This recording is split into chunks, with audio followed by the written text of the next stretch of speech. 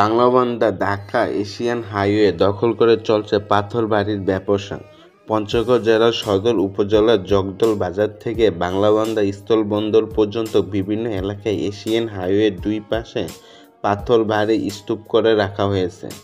পরে Asian highway এসব এলাকা সংকুচিত হয়ে পড়েছে। এ কারণে এসব এলাকায় দিন দিন বাড়ছে সড়ক দুর্ঘটনা।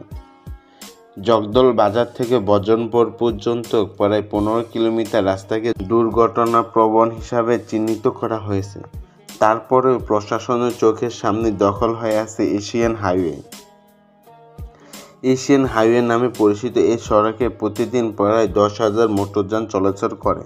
পঞ্চগড় জেলার শেষ সীমান্ত বাংলাবান্ধা জিরো পয়েন্ট অবস্থিত। চতুর্দেশীয় স্থলবন্দর বাংলাবান্ধায় প্রতিদিন কয়েক লাখ টন পাথর আমদানি হয়ে থাকে।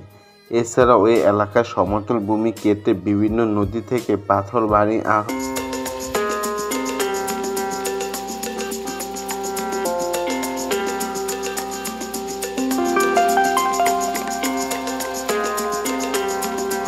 ক্রাশিং মেশিনের ব্যাংকে অনেক ব্যবসায়ী এশিয়ান হাইওয়ে দখল করে স্তূপ করে রেখেছে। অনেকে এশিয়ান হাইওয়ের উপর ক্রাশিং মেশিন বসিয়ে পাথর ভেঙে ব্যবসা করছে। অনেক ব্যবসায়ী বালির স্তূপ করে রেখেছে।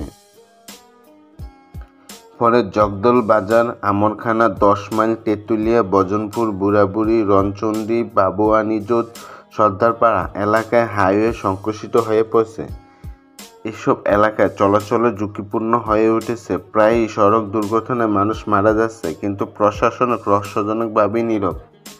স্থানীয়দের অভিযোগ, ব্যবসায়ীরা প্রভাবশালী এবং রাজনৈতিক ছত্রছায়ায় এশিয়ান হাইওয়ে দখল করে রেখেছে।